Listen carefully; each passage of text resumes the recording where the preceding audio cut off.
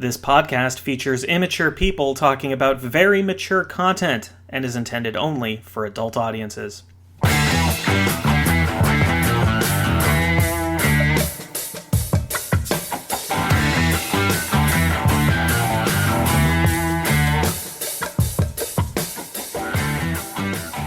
Hello everyone, and welcome to The Pen is Mightier, the world's greatest and probably only audio fanfiction and erotica competition.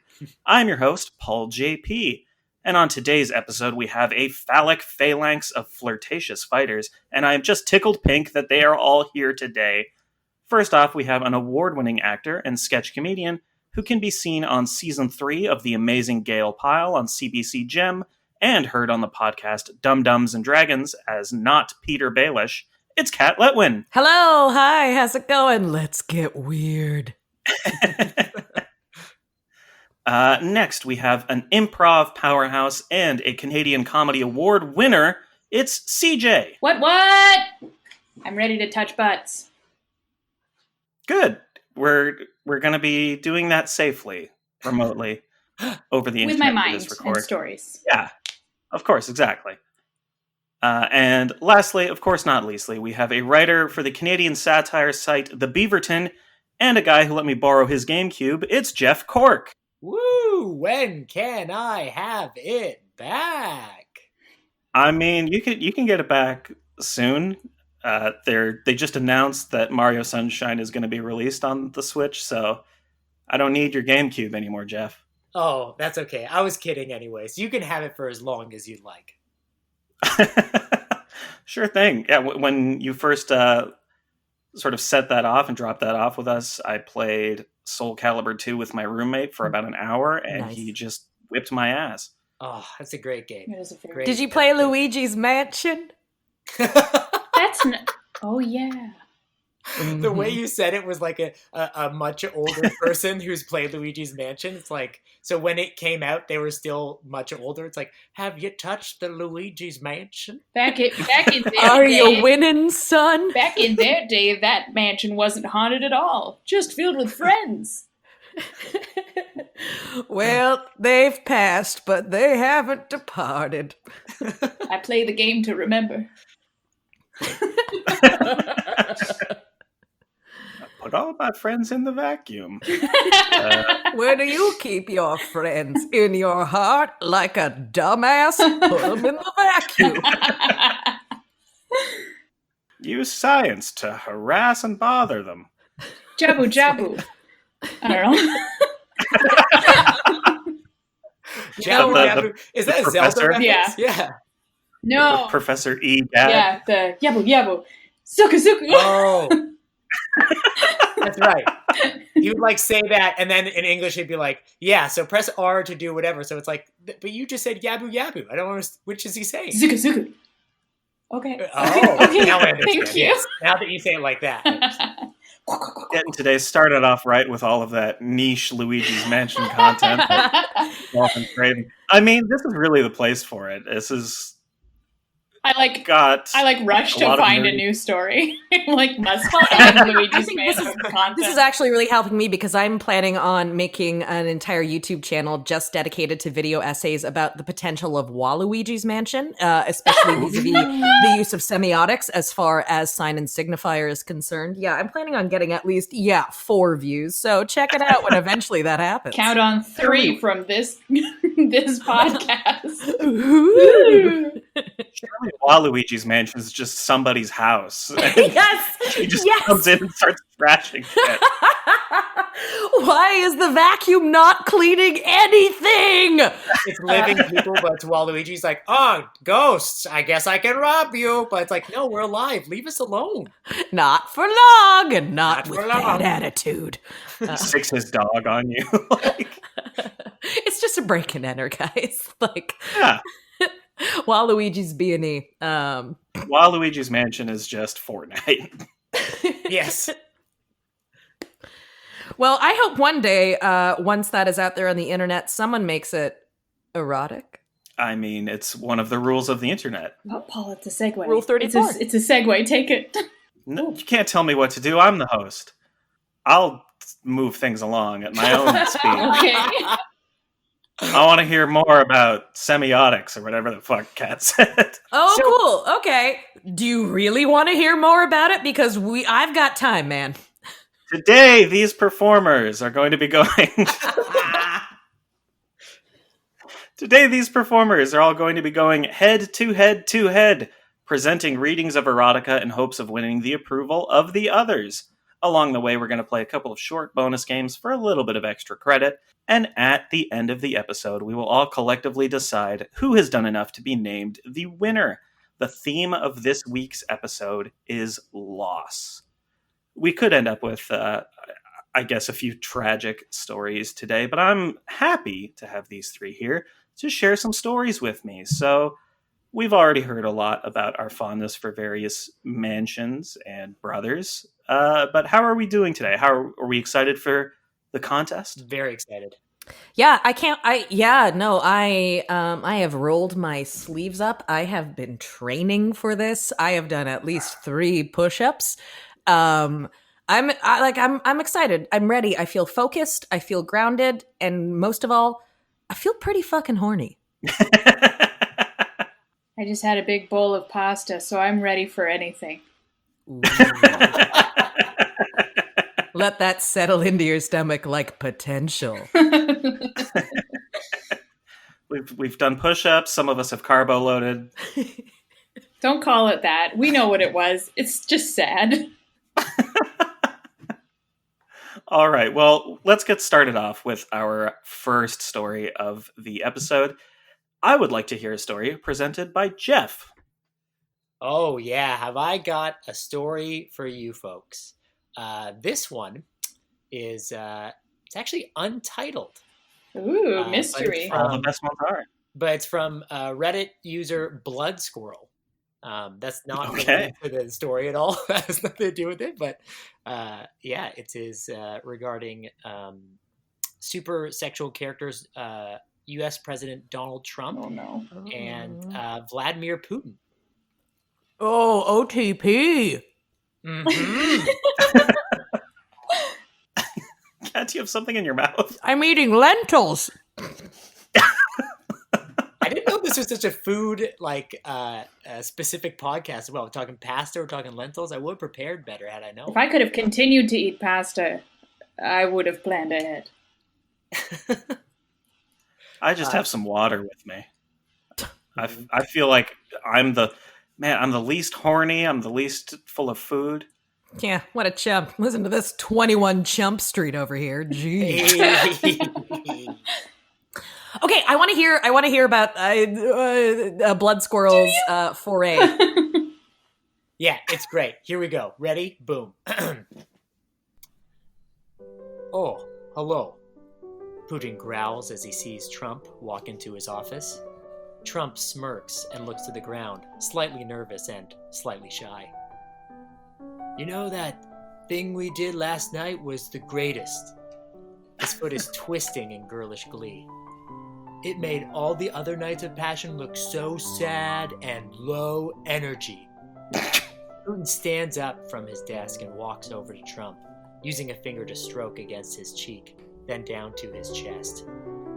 The KGB has taught me many ways to hurt a man. He leans into Trump's ear, and even more ways to please one. Trump's knees get weak as he is caressed by his idol. Shall we? Putin seductively whispers into his ear. Trump nods and begins unbuckling his pants. Putin firmly smacks Trump's ass before ordering him to go lean over the desk. Trump saunters over, leaning over the desk and presenting himself. Trump me, daddy, he coos at his long-term lover. Putin smirks as he confidently strolls over, pulling his Yule log from his pants, which he does not remove. It must be quick, though. He grabs Trump by the hair, as it always is with you. They both laugh as Putin slowly strokes his wood and slides into Trump's Trump hole. Aww. Trump grunts in pleasure as he is penetrated. It is a welcome push which reminded him of the strap-on Melania used several nights before. A sleek, black strap-on made in China, but Melania would insist it was made in the US, just like Donnie liked.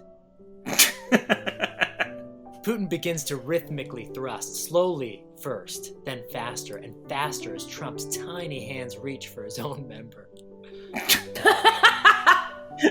Putin stops him. "Let me," he exclaims as he gropes Trump's calamari. I'm sorry. Even though he's as erect as he can be, Trump is barely more than a button protruding from his waist. "Thank you, Daddy," Trump moans as Putin begins the reach around of his life. "Trump me harder, Daddy," Trump screams as he reaches climax within 45 seconds. Satisfied, Putin zips up his pants and spanks Trump's ass. "Good slut," he growls. "Stay like that until I return." "No cuddle times?" Trump begged. "That's not how I play anymore," said Putin. Trump sadly nodded as Putin sauntered out of the room. Trump picked up his cell phone, texting his head of security that he'd be on a golf vacation for the next 24 hours. It wasn't a total lie, he thought to himself. Some holes will definitely be getting filled soon enough. There it is. Ba-boom! And that's the end of our tale!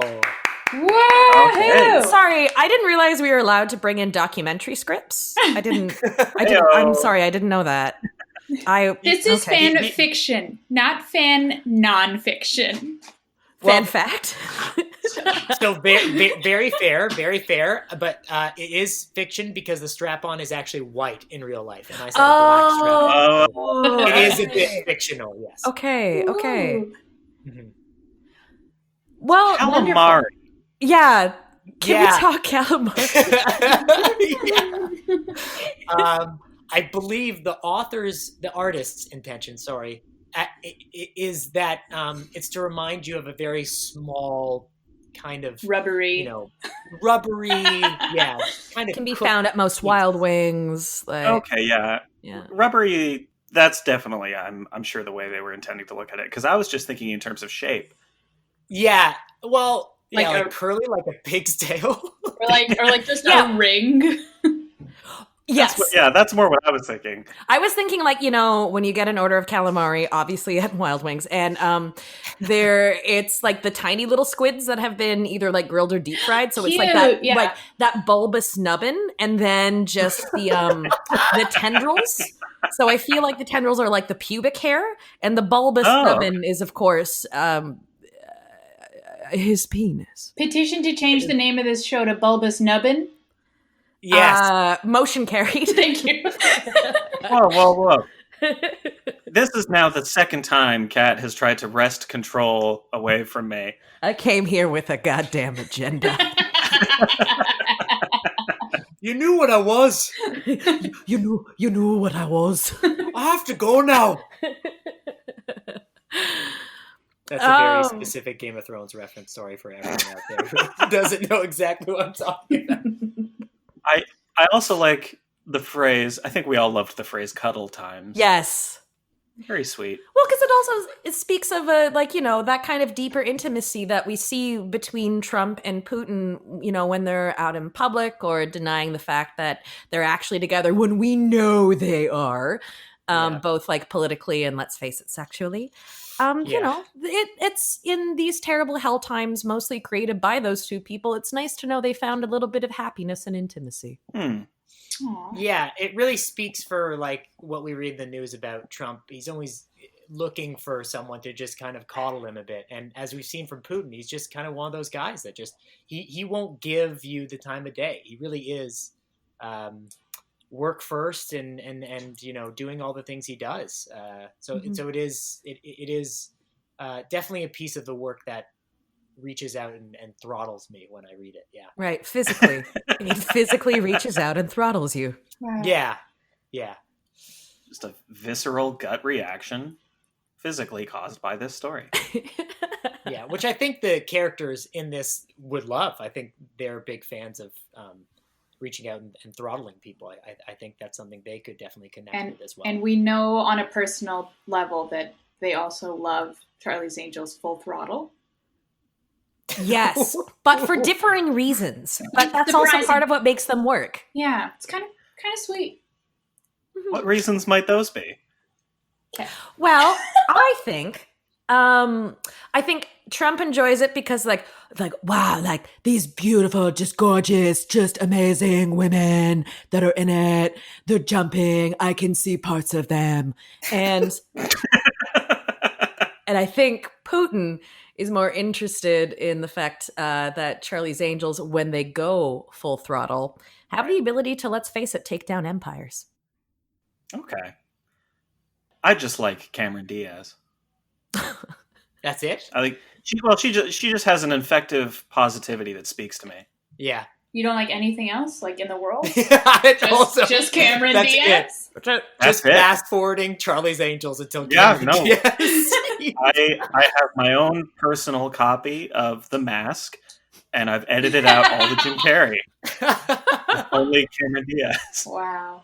It's just mostly at the Coco Bongo Club now. Like, oh yeah, I can't wait for this pandemic to be over, and then I can go back to the Coco Bongo Club every night, alone, dancing to Cuban Pete. You feel the marimba beat. Yep. Something maracas, and there we go. And it goes chicky boom, chicky boom, chicky boom. I haven't seen this movie since I think the 90s, and that is still in my head. That's kind of beautiful. You know what? It's important to find beauty in unexpected places, especially during these times. I like that story was untitled, because the first game that I have that we're going to play is called A Rose by Any Other Name. And it all centers around titles. How this game works is I'm going to give everybody the title of a story that I found on fanfiction.net. And based on the title, I would like you to guess the fandom that it was written about. Cool. Because of today's theme, the theme of loss, each story that I chose, I want you to know, was genre tagged with both romance and tragedy. So our first title that I'd like you to guess the fandom of is Love in the Cold. Frozen. Frozen? Yeah. Okay. Good guess. The Grey, the movie starring Liam Neeson. It's The Grey. Liam Neeson movie The Grey. Oh, I think we were just talking about it. I'm going to say Game of Thrones, just to throw it out there. I'm going to guess Game of Thrones. Just to throw it out there. All right. I think CJ is going to get the point on this one, because this is animated, but it is not Frozen. Jack Frost. It's not Jack Frost. The horniest movie of all time. It's not Jack Frost. Polar Express. Love in the Cold is a South Park story. What's Between the who pairing? and who? Yeah. Oh, who the fuck knows? You can't leave that out. That's one of the most important details. It's romance and tragedy. I want to know who's romancing each other, either in the middle of Kenny a tragedy dies, or guys! Kenny dies! It's for sure like That's true. Like, I bet Kenny it's and Craig. Cartman. Craig and Tweak. There's a whole episode about their love and like all the fan fiction surrounding it. So hopefully it's a real fan fiction about the two of them. It is starring an original character. Oh, And so I no, believe the see, it's a story is something self-insert. like 25,000 words long. So I didn't Holy go through all of it on all the yeah. pairings. No, fair enough. I was going to say you have better things to do, but even if you don't have better things to do, you still have better things to do. I get it. That was our first title. The second title that I would like you to take a guess on is The Resuscitation Method. It might involve lifeguards. You know what? Who guards life better than the fine people of Neon Genesis Evangelion? Fuck it. That's what I'm saying. Well, you swerved me there. Yeah, me too. I'm going to say Grey's Anatomy. Grey's Anatomy, okay. Okay, good call. I'm gonna say Mrs. Doubtfire. Any reason why? The Heimlich maneuver scene in the restaurant. Excellent. Final answer. Oh, man. Okay. I'm going to give this one, I think, to Jeff. Yes. Because doctors and scientists are similar enough, and this is a Big Bang Theory fan fiction. Okay. Grey's Anatomy is closer to Big Bang Theory than Neon Genesis Evangelion. Oh, okay. Yeah, I see how this podcast is structured. I mean, only a little bit. Does the fan fiction story come with pre-recorded applause? Ooh. I mean, probably. Okay. From what I know of Neon Evangelion, I don't even know how to say it. Neon Genesis Evangelion. Yeah, they have a laugh track as well, right? Canned laughter, canned heat, everything's canned, nothing fresh. Jamiroquai. How adorkable was the misogyny in the fanfic? Excellent question. This one did feature Amy Farrah Fowler bringing Sheldon Cooper back to life from some or another incident, and then the thrust of the rest of the plot involves trying to save him from the dark secrets of his family.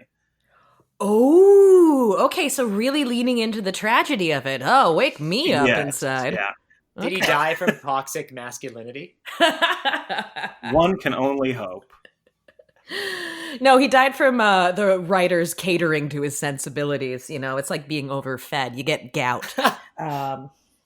This is too good. It's too good. These foods are too rich. Yeah. These plot lines so juicy. We've got one more title. Okay.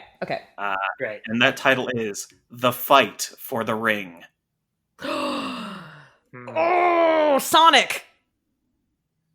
Okay. Not what I thought the first guess would be. No, me neither. But it just came out of me like, I don't know. Maybe like something I couldn't help to hold in. Sonic. Mm-hmm. I know what I want to say and I know what I should say. Mm-hmm. Okay. So I'm going to say Lord of the Rings. Mm-hmm. All right. But I want to say Rocky Balboa. Okay, there, I said it. Rocky Balboa? Yeah, well, obviously. I was going to guess Lord of the Rings, but I don't want to do a double, so I'm going to go with the thing I wanted to guess, which is the horror movie The Ring. It's something involving the girl in the well. Oh, Sadako or Samara in the English version? Yeah. Sure. I've never seen either movie, but yes, what you said, that is the correct answer. You know what? They're both good. Yeah, actually, yeah, legit, they're both good. And then also for like horror genre, Ringu, which was the Japanese version, was also like a huge direct inspiration for the Fatal Frame series, which is a video, like a great survival horror game that I'm minorly obsessed with. Anyway, what was this fan fiction?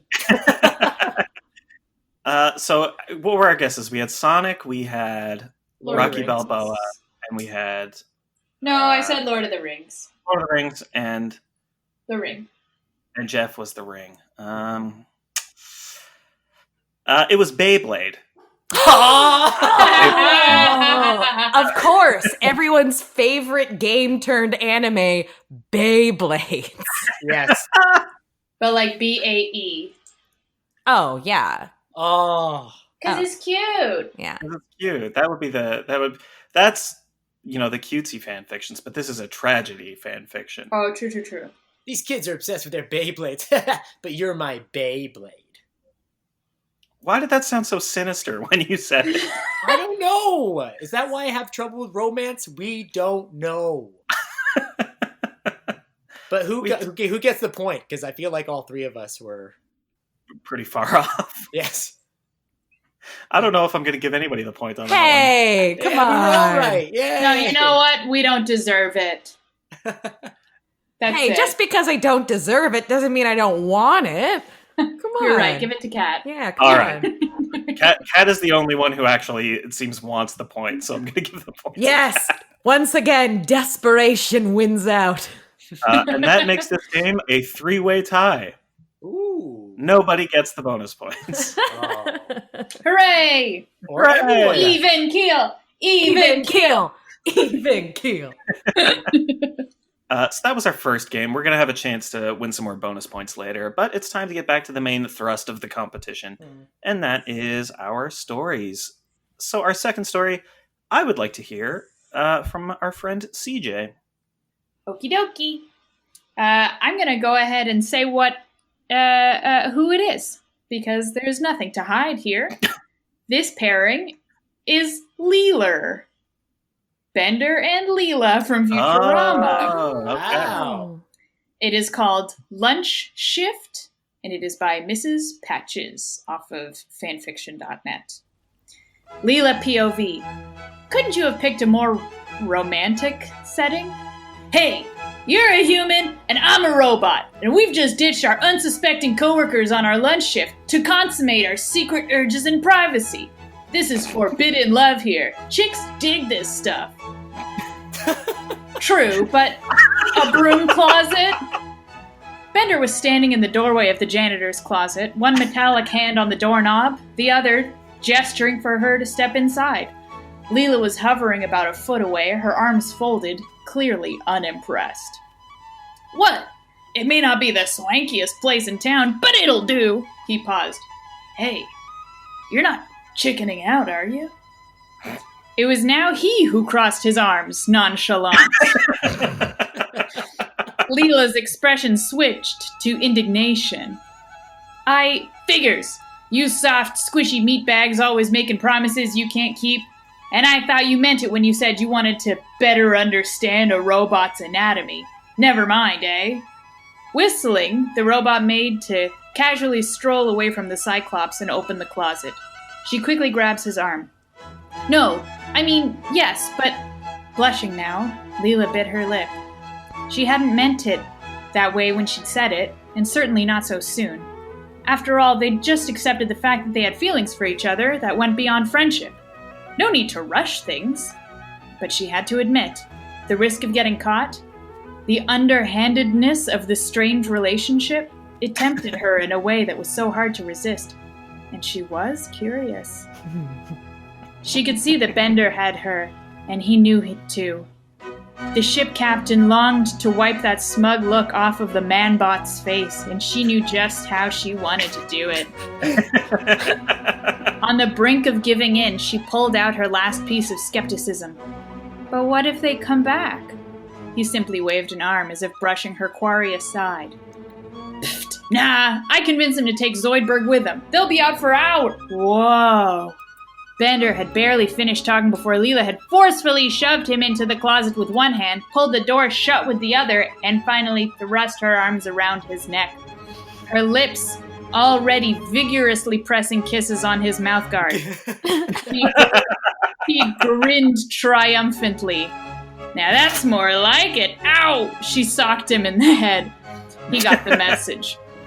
Smirking as best a robot could, he snaked his arm around her waist and cupped the back of her head with his left hand, his metal fingers combing through her newly let-down purple locks. Leela responded with a content sigh, the week-long tension in her body ebbing away as she pressed herself into the smooth, cool metal of Bender's front, her eyes sliding shut with pleasure. Sorry, her. Her eyes? Yeah. Eyes. I was gonna Oh, say- sorry, yeah, her eye. It says eye as me. I'm sorry. Oh, okay. Elsewhere in Planet Express.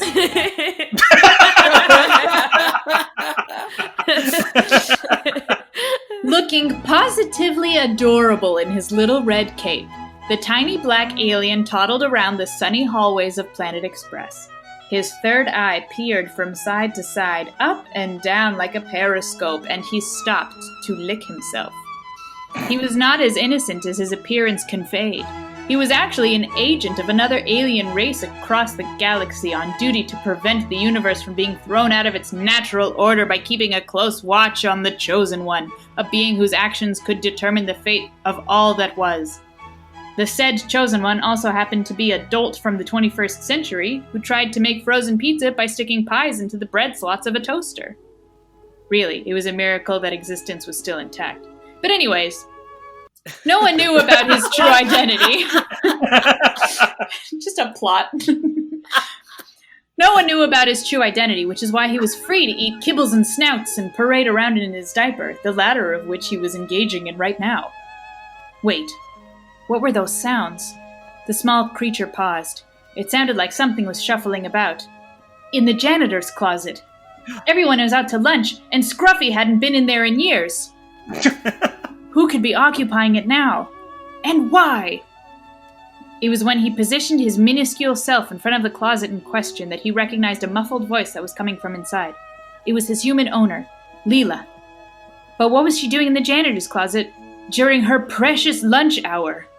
Hang on, there was someone else in there with her. But who? Was she okay? It was time to get to the bottom of this. Using his years of training as a space agent, the undercover alien pet propelled himself upwards to grab hold of the doorknob and pulled the closet open to startled gasps from the inhabitants.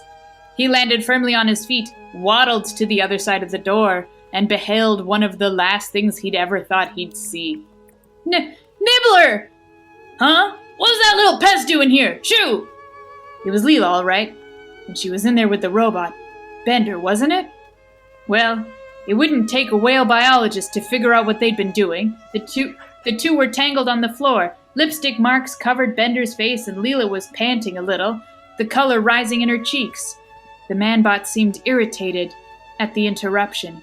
Leela looked just plain stunned. It had seemed suspicious if he'd just walked away, so Nibbler did what his pet instincts told him would be appropriate for this type of situation. He attacked. Ah! My ass! Oh, Nibbler, not again! By the time they'd managed to wrench the little alien from where he'd oh so heartily sunk his teeth into Bender's crotch plate, the others had returned, and sooner than they thought. It was actually lucky that Nibbler had interfered when they had. Zoidberg hadn't gone into the restaurant with the others after all. The lobster doctor had gotten distracted by a passing sandwich cart and chased after it instead. No one had seen him since, but they knew he'd turn up sometime, as he always did. Needless to say, their secret meeting was ruined, but no matter. There would be other lunch shifts, right? The end. And it ends on a question, as if it's up to us, the readers, to decide. Finn? Finn? That was great. I like it. It had a lot of it had a lot in there for fans of the actual show. Mm-hmm. Yeah.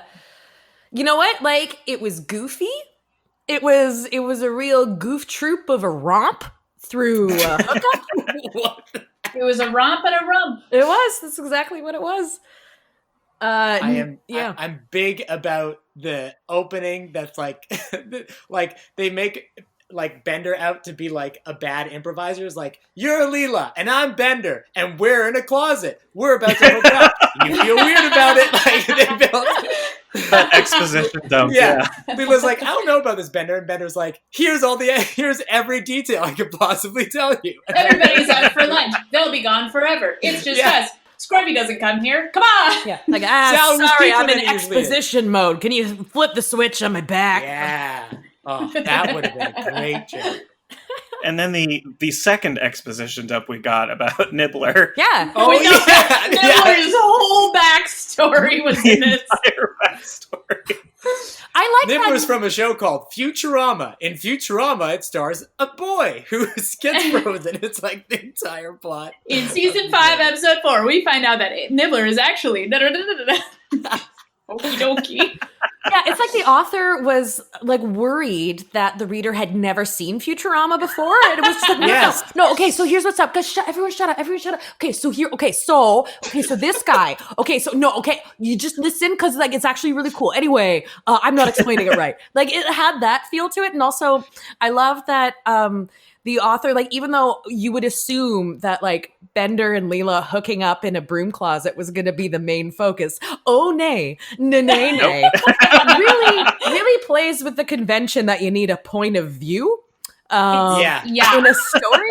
And I gotta say, I'm a big fan. You gotta know the rules to break them, or in this case, you don't. Speaking of point of view, CJ, brilliant line read there on Meanwhile Elsewhere in Planet Express. Yes. Thank you. It was excellent. I also love that there was a line that was like, using his super sophisticated ears that have been trained, he looked in the direction and opened the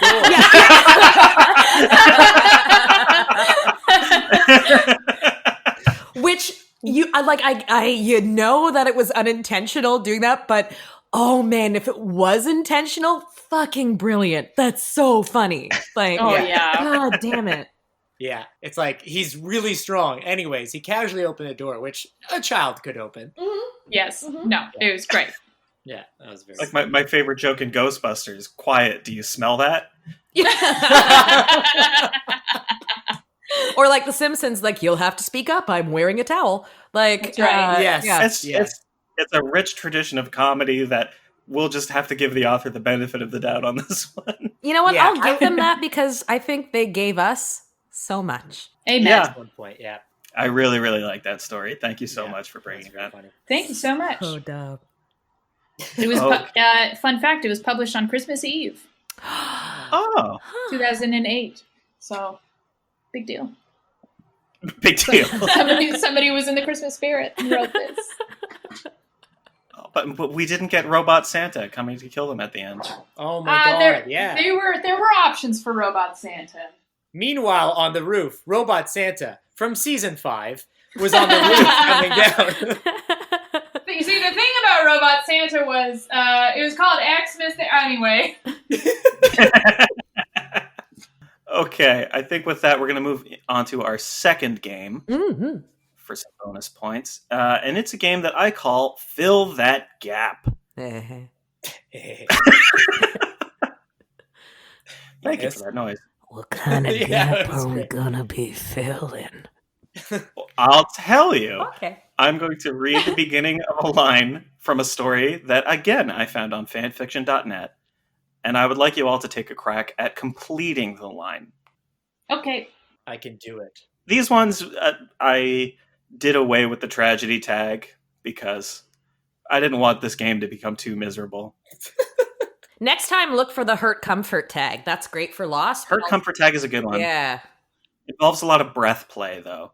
Well, I mean, depends on what you find. You really are getting hornier. Oh, I'm so horned. I'm so horned up. Our first line of dialogue reads thusly. God, you look so sexy, Dr. Cox growled. Blank. No. So how does that line finish? Okay, so, God, you look so sexy, Dr. Cox growled. I want to take my namesake. That's right. 2 cocks and put 'em in ya. Okay, 2 cocks.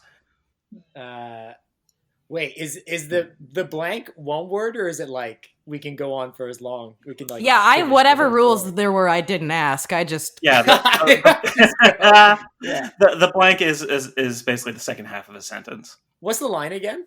It's God, you look so sexy, Dr. Cox growled, comma, blank. God, you look so sexy, Dr. Coxwall? Cox, Dr. Cox. Dr. I will Cox. say it is It's- it is Dr. is it Perry Scrubs? Cox from Scrubs, yeah. Okay, that's what I thought. Well, Well, that's Dr. not- Cox growled. Yeah. Yeah. God, you look so sexy, Dr. Cox growled. Put it in me. Nailed it. You nailed it. Jeff, that's exactly what I have written down. Oh, That's unfortunately not the answer. shit. Oh, we're trying to guess what's actually written there. That's not how I was playing the game, and I choose my own rules. I am going to be giving the points to I think whoever's closest. Okay, all right. Okay, all right. I wanna try. Yeah, CJ. Right, CJ. Yeah. Go for it. God, you look so sexy, Dr. Cox growled. Come over here and kiss me a minute, Meredith. But he's talking to JD. Oh. I like the okay. context. That's fun. Because he calls him by old lady names. That's true. Yeah, or little girl names depending. Right. I think CJ, I think your familiarity with the material is going to pay off here because the full line is God, you look so sexy, Dr. Cox growled, nuzzling into JD's pubic hair. Oh! I knew it was him and JD. You knew it was There's JD. OTP! I would imagine that's a really popular pairing just because like they're like the acerbic dynamic between them, like just sparks fly, right? That's like putting flint on a sword. Very good simile. I like that. Thanks. Yeah. That was our first one. Our second line of the round. Anakin shuddered in ecstasy when blank. Okay. Anakin shuddered in ecstasy when he said, "Say it again," and Obi-Wan leaned closer to his ear and whispered, "You killed younglings." Getting back to the tragedy route. I like it. Oh, there's a theme. Say the line again. Anakin shuddered in ecstasy when blank. Anakin shuddered in ecstasy when Jar Jar Binks opened a can of Pepsi. And that's really Can of Pepsi. well because Pepsi was like one of the main like movie tie-in sponsors, right? Like it was all Pepsi products. Yeah.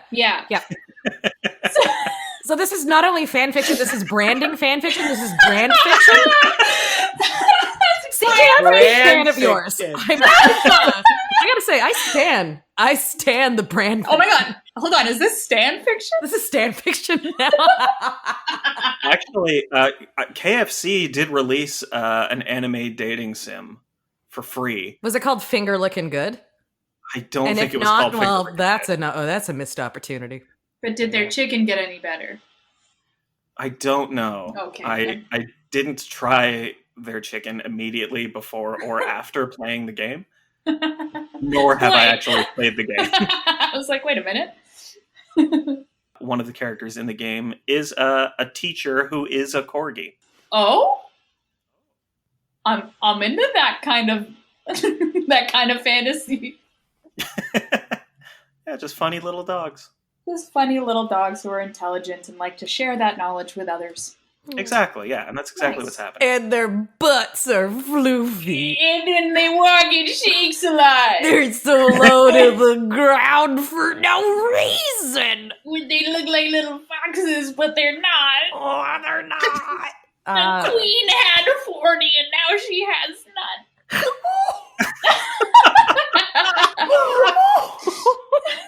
I got one for the Star Wars thing. Okay, You've been All right, sitting drop. Sorry, are you still here?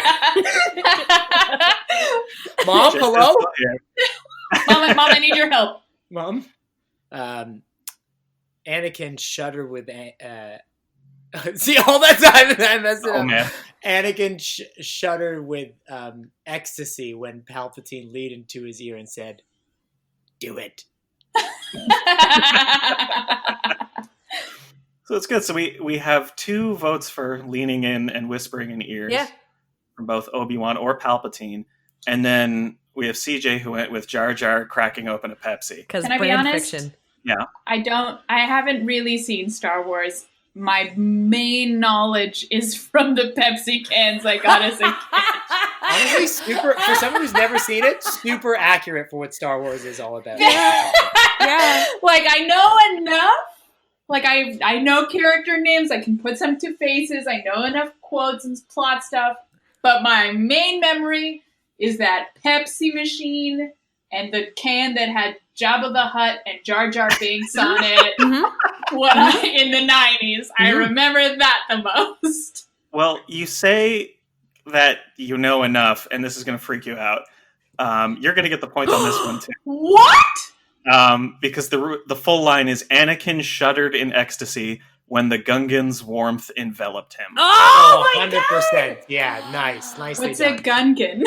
It's That Jar is Jar Binks. the alien race that Jar Jar is. Oh, cool! I did it! At some point, did he say Misa horny? Like, I can't. Oh my God. I also, that's where my brain went. And I'm like, In the actual story, yeah. in the actual story, he does not say the words Misa horny. But in the story, he is revealed to also be this sort of malicious Sith presence. That would have been such better actual character development for Jar Jar Binks in the prequels. But Truly. Yeah. And probably more chemistry than Anakin and Padme. But you know what? For me, that's exactly what fan fiction is for. You, as Robert Frost once said, clearly about fan fiction, I took the road less traveled, and that made all the difference. Was he thinking about fish dicks, though? Because this story has a fish dick. Kanye? Oh, see. It's not Kanye. What is happening? I'm trying to keep up. It's Jar Jar. Jar Jar has a fish dick. Yeah, because he's a Gungan, and they're like half amphibian, but they can still breathe on the land. Yeah. Gungan way. I think that's full amphibian. Really? They can. You know what? I'm gonna look that up after we're done recording this, and either I can be wrong or correct in the silence of my own life. I'm sure I'll get a sternly worded message later. Well, amphibious means. Oh, I hope you do. I hope, like, for all the 19 scientists that listen to this podcast, I really hope each of them writes you a letter. It's just one lab, and they all sit and listen to it together on their lunch breaks. Aww. So I only get the one listen on the metrics, but it's just nice knowing that there are fans out there. Yeah. Mm-hmm. Our last line of this round is Sonic wondered blank. Okay.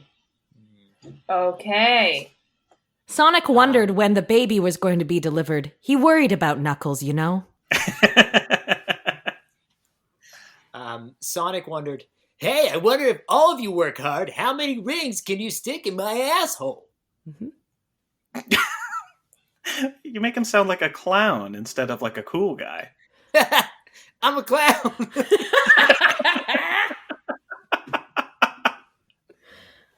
Sonic wondered how big Dr. Robotnik's egg really was.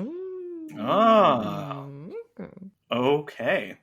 The full line reads, Sonic wondered what Lola Bunny had in mind, but seemingly got his answer when she leans down, unzipping the hedgehog's cargo pants and pull out his shaft. She then engulfs it right in her mouth, beginning to suck him off, and thus giving the blue blur a blowjob.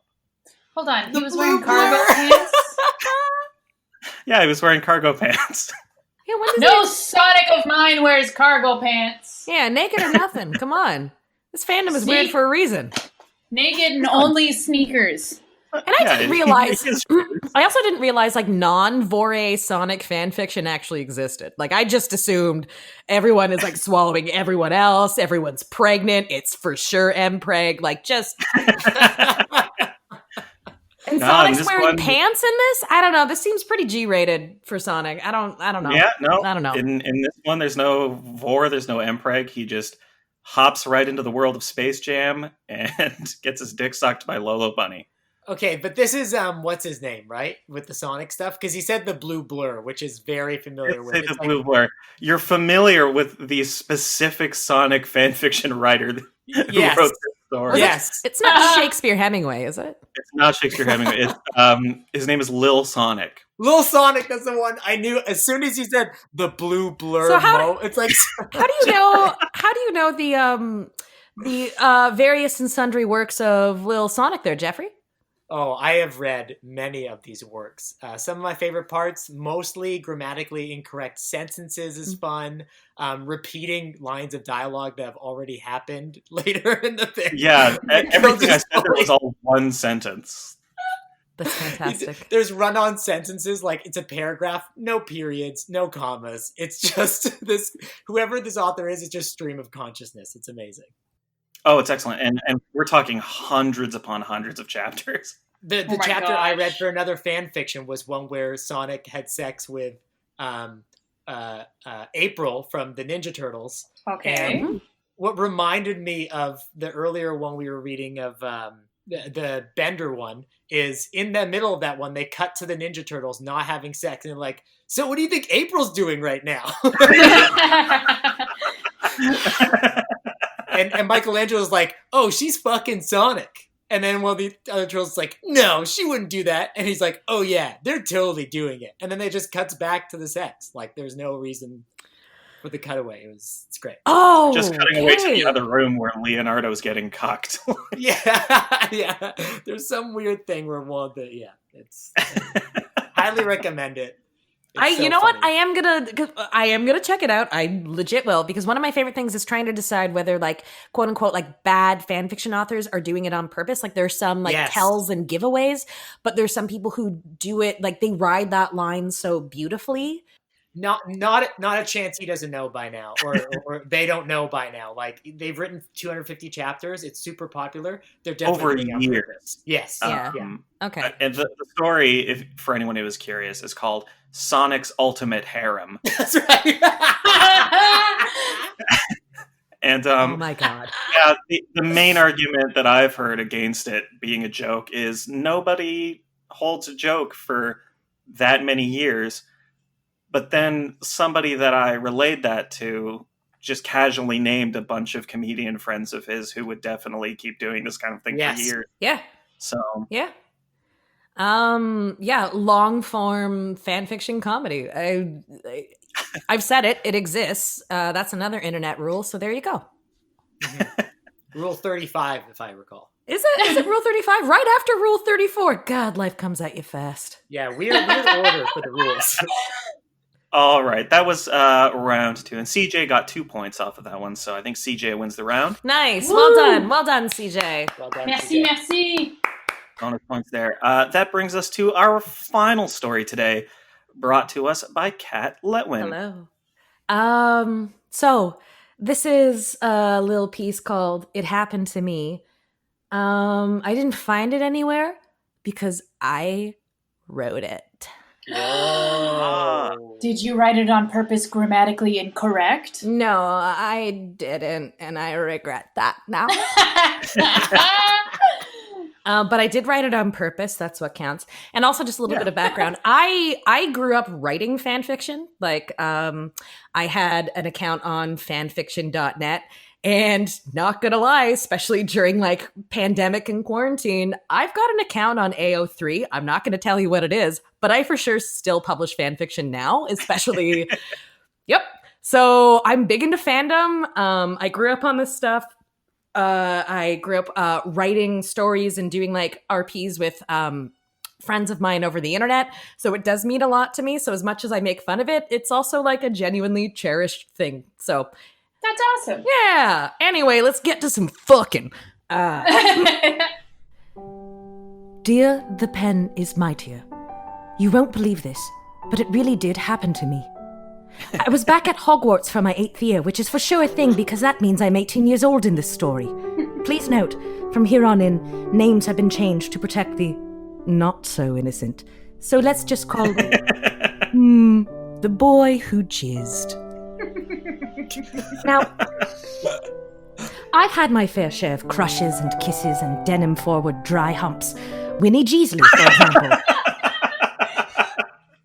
Hermione Granger. Another girl. But let's just say what happened in the restricted section is rated G for ghost, but also R for adult. I was in the library researching nifflers for my Care of Magical Creatures class. They're tiny little things that really burrow in there and get the job done, so I immediately felt a sort of specific kinship. I was on my 3rd roll of parchment when the gates to the restricted section had swung open. Never being one to pass up a mystery, I finished the chapter on the origin of nifflers. Turns out they're from Norway, Stavanger specifically. They're used on oil rigs now. 15 minutes later, I realized the restricted section gates were still open, as if they were beckoning to me, calling me. Adventure awaits, I said under my breath, because after you face down the most evil wizard in recorded history, it's all a bit downhill from there, isn't it? It's just like, like you peak at 17, where do you go, what do you do? Like carrying the weight of my emotional baggage, I stepped through the gates. And there she was, the ghost of... haberdashery, I have to use her real name, Rowena Ravenclaw.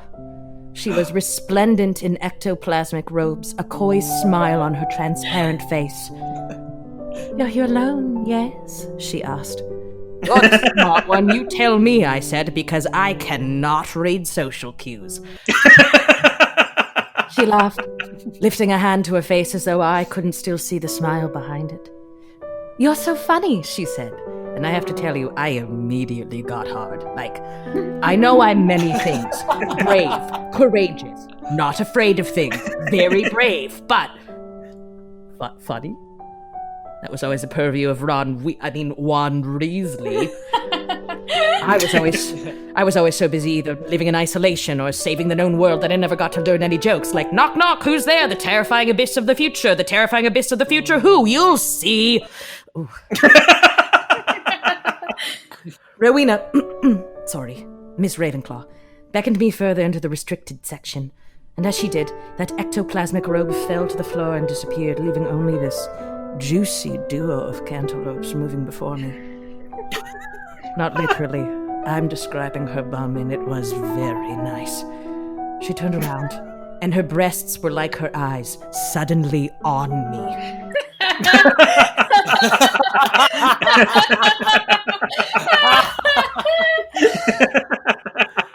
Make me feel like I'm alive, she said, and her hands went through my robes.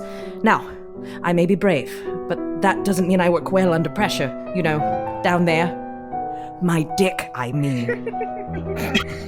Oh, she said. It's okay, it's not you, I said. Okay, she said. Yeah, I said. Yeah, no, that's very normal, she said. I tried to cup her breasts with my hands, but they just sailed right through. I'm sorry, it's my first time. Oh, seriously? No, I mean, not my first time. I mean, like with a ghost, so, okay, well, why don't I just... And she disappeared, and somehow so did my pants. I mean that in the British sense. Also, my trousers were gone. Do you like that? I heard echoing around the restricted section. Sorry? I said. Do you like that? What I'm doing right now? Sorry, what are you doing right now? I'm S-ing your D. Great turn of phrase. Yeah, no, it's just, great, super, just really, really into it. Are you sure? Because you're really quite soft. No, I'm loving this. I mean, I didn't want to be rude, you know? Touch me, she said. I had this feeling I physically couldn't, but still I tried. I went toward her, you know, bikini area, and just started, like, you know? I can't feel a thing. It was now or never. Neither can I. Ms. Ravenclaw sighed, leaned against a bookshelf, and pulled out a non-corporeal cigarette. I'm sorry, she said. No, I'm sorry. No, you needn't be sorry. Ugh. She exhaled a cloud of vapor. I'm sorry. Don't be sorry, I said, settling down in the stacks beside her. You're very pretty. They don't tell you this when you become a ghost. There was another puff of smoke. I remember the old ghosts here at Hogwarts, before it was even Hogwarts. They never told me it would be like this. She looked at me sideways. But I guess that's a good thing. You're only 17. I'm 18, actually. 8th year. Oh, that's a thing? It's a thing. Well, so we got that going for us. She stubbed out her cigarette on nothing. Best to get back to your house, then. Gryffindor, right? Yeah. You know, in my house, you have to answer a new riddle every day to get into the common room. Want to hear what we have for tomorrow? Sure. Where do you go when you peak at 17? I don't know. Where? She kissed me gently on the forehead, and I couldn't feel it. Anywhere you like, she said, then winked. Better than a knock-knock joke, at any rate. Then she disappeared. Then my pants and trousers reappeared. And when I got back to the Gryffindor common room, I have to say, I'd never wanked so hard to a piece of advice in my entire life. Yay! Yay! That was beautiful. So wonderful. That was, really, really something. I like that you didn't drop the pants for, lack of a better word, but just, she disappeared and my pants returned. Well, I mean, come on. Like, as a theater practitioner, I'm used to, like, Chekhov's really tracking gun. my props. And that goes... Exactly. Yeah, the pants were the real Chekhov's gun, and the real Chekhov's gun were the friends we made along the way. I don't think I've ever, maybe it's my own lack of not reading enough fan fiction, but with a fan fiction that's like, because it's like always these like big sex scenes, it's like, actually, when he comes, he's alone. He leaves and then wanks on his own. Yeah. I mean, maybe that also comes from like being a woman who sleeps with men. I don't know. Like,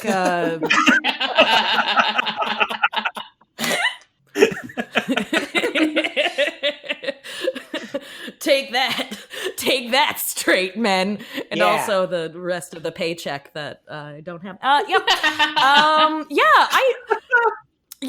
originally I wrote this for your show, Paul.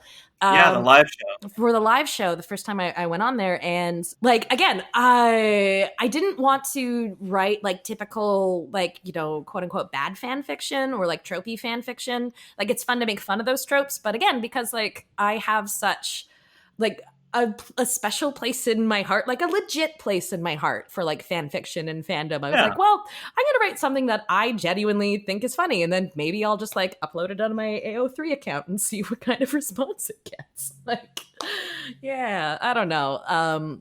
It's fun to do fan fiction shows when like you are just like making fun of the fanfics and fandom just because you're seeing it on a surface level. It's because there's also all this like deep-seated, deep-rooted, almost kind of like emotional stuff that's around it. Because I don't know, for me, it was like such a big part of growing up and being a teenager and like figuring out my writing voice and also like figuring out like sexuality stuff. I don't know. Those are, I didn't mean to get real on this erotic fanfiction podcast. Oh, no, totally fine. You know, at the live show, a story like that really does have a heart at its core can catch a lot of people off guard. And a lot of my favorite performances from the live show have been exactly that. But everything you just said, you know, it's worth going back and listening to and really letting it sink into everybody listening to, because while on this show, we do love to make fun of a lot of really terrible writing. Fan fiction does have that reputation of always being awful or always being hypersexual, and honestly, we don't do enough to fight that stereotype on this show. But this is also like specifically an erotic like fan fiction like semi-competition. Sure. So like maybe, but I'm glad you're like saying that, because yeah, like I subscribe to a few podcasts. One is like Fanatical Fix and Where to Find Them, and it's a lot like, you know, reading, you know, bad fan fiction, especially like fanfiction.net is like right for that, or like adult fiction or adultfanfiction.net, especially like good sweet lord. But yeah, I don't know, it's a very interesting community and a very interesting like place of development and exploration. And yeah, sometimes that means you get shit like My Immortal and or like Sonic impregnating Tails somehow twice. I don't know. And other times you get 50 Shades of Grey and you become a millionaire. Yes, so. yes, exactly. Or there's a woman, I can't remember her name right now, but she originally wrote these series of Harry Potter fanfics called the Draco Trilogy, which was then turned into like a legit fantasy series. Like, I don't know, man. It's fanfiction is wild. Yeah. You know, if you're out there listening to this, don't let the fact that, you know, I'm a bag of shit and I like making fun of other people's writing stop you from writing. Stop, Paul. You're not a bag of shit. You're a lovely human being. You're more of a bucket. Thank you, CJ. You're welcome. The slow clap I hear. Well, literally 5 hours away from me. But it is also like super fun to find those fics where like you read them and you're just like, how does your brain work? Like, I'd love to see an MRI. I'd love to give you stimuli to see what parts of your brain light up doing certain things. What's your relationship to object permanence? Like things like that. I guess what I'm trying to say is to those 19 scientists that are listening with the one account and not giving us the right metrics, just if you have access to any of those, you know, that kind of equipment, please drop Paul a line. Drop me a line. Together we will find Lil Sonic and run those tests. Yes, and I believe that's the science we were meant to do. Yeah, not all this like climate change crap that scientists are wasting their time with. I want scientists that are doing some fun. Not this mask stuff, Humanity's doomed already. We know that. Let's get weird while we have the time. Yeah, and horny. Take a break on whatever you're working on and find Lil Sonic. How many wombs If we all work together.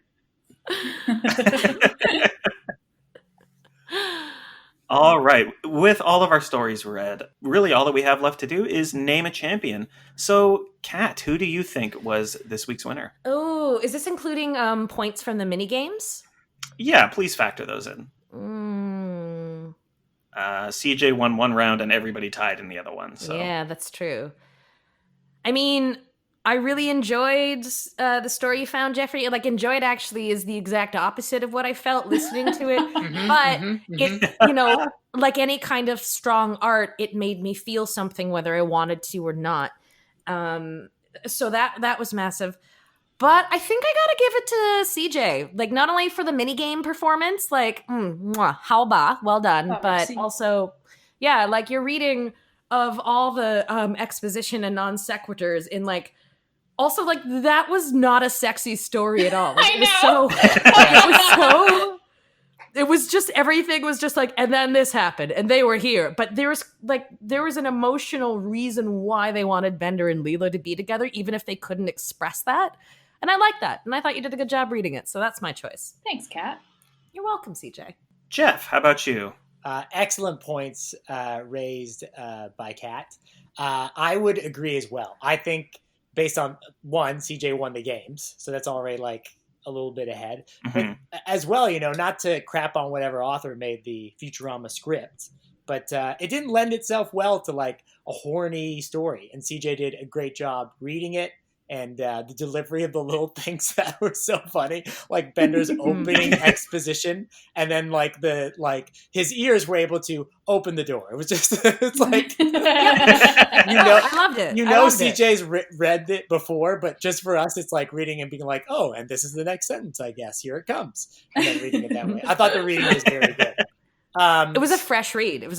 Thanks. Yes, exactly. So before saying my story reading was the best, number one, I'll say CJ, very close second.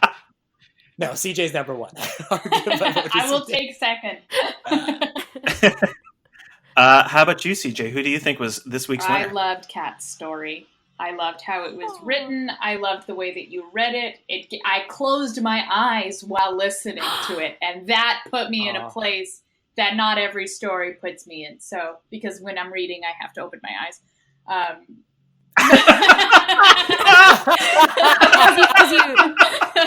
Because you can't read Braille. That's right. Not yet. Not yet. So, yeah. We've all been picking up new skills over the last half year. It's really true. So, yeah, I want to give the W to Kat. Thank you, CJ. You know what? It means a lot. It's a passion of yours, and I could hear it in your writing and in your voice. Yeah, so I'm recognizing that. Thank you. I found this late last night, and I went, yeah, this will do.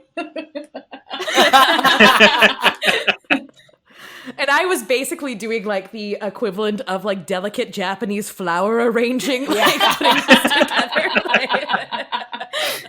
CJ's on a skateboard, just like flipping off people, grab some paper out of someone's hand, like, I'm reading this on a podcast, nerd. Kickflip. You're the nerd. You're on a podcast, nerd. Oh, God, I don't know who I am. I think for me, if we're going by our stories, I can't put any other story above Kat's. I mean, it's a beautiful, beautiful ending there. I'm not talking about Harry Potter going up the tower and masturbating. What? I am talking the way the series was meant to end. The way the series was meant to end, but that the final Horcrux, my own junk. Kill it. Kill it. If I can suck my own dick. Neville comes and cuts it off with a sword. The real Nagini. Yes, Kat, you have your next story. Sorry, pardon me. I was furiously writing notes this whole time. For me, it's that moral at the end of, what do you do when you peaked at 17? You go do whatever you want. Mm-hmm. It's a really beautiful sentiment and a beautifully read story. So I have to give my vote to Kat. Oh, thank you. I think that means Kat has 2 votes and CJ has 2 votes, but because of the bonus points earned in the bonus games, I feel quite comfortable saying that the champion this week is CJ. Weird! Well done. Thank So you. sorry, I'm just checking Well the scoreboard. played. I'm just checking the scoreboard here. Does that mean I didn't get a single Yeah. point? I'm just looking at it. Seems like nothing. No, we tied. We tied Oh, for that in first the first game, round. yeah. Yeah, the three Yeah. of us tied. Which means we are all very Okay, great. smart. Okay, I'll let my Jeffrey, are parents you know. okay? I'll make sure my parents know that point was there. Great. Because they're live listening to this erotic fanfiction podcast, right? They've been standing behind me the whole time. They're so mad at me right now. They've got really good breath control. You know, what we're always used to. My dad says thank you. I'm going to do the Mean Girls thing and break the crown and hand it off to everybody. I have to. Aww. I just have to. Oh, that's really I nice. immediately swallow my piece so it will be with me forever, or at least until I pass You're going to it. have a difficult day tomorrow. I'm And sweet. I'm- I think my digestive system works that fast. Sorry, go ahead. I was going to say, I'm going to do the Mean Girls 2 thing and be like Tim Meadows and be the only person who comes back for the next episode. Wait. There's a Mean Girls 2? Wait. What? Yeah, there is. Oh, yeah. I don't think it's worth time. Oh my god. I'm given to understand it's not held in very high regard. At least not as high as Mean Girls. The first. Yes, Mean The Girls the first. first, as I call it. It's full You know what? title. I'm waiting for the Mean Girls prequels because I feel like the Gungans are going to be great now. I really do. On that note, I want to thank all of our participants for joining. We've got Jeff Cork, we have Kat Letwin, and we have CJ. Does anybody have anything that they want to plug, remind our audience about? Sure. If you liked hearing my voice, you can hear me on a few other podcasts, including Break a Wish, Caverns and Comedians, That's How I Remember It, Killed to Death, lots of great podcasts. And if you want to follow me on Twitter or Instagram, my handle is @Letwinka, LETWINKA. Excellent. Jeff? If you enjoyed this episode of this podcast, you should listen to the other episodes of this podcast because Oh, they stop. will be speaking like up. this, but with other people. CJ, anything you would like to promote? Yeah. Everybody wear a mask. Yes. Yes. It's not hard. You can do it. If you don't believe in it, there's something wrong. Do better research. You're reading the wrong sources. Wash your hands. Wear a mask. Don't hang out with so many people. That's all. Yeah, stay home and read fan fiction. Stay home and read Yeah. fanfic. Read it. Write it. Be it. Live it in your heart. Don't dream it. Be Be it. it. I've got to get out of this trap before this decadence saps our wills. I've got to be strong and try to I'm just gonna leave this recording and or walk out else of the room. my mind may well snap and my life will be lived for the thrill.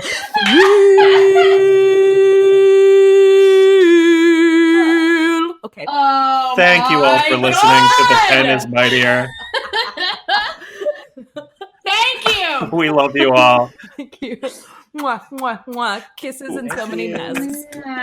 We'll see you next time. Goodbye, Bye. everybody. Bye-bye.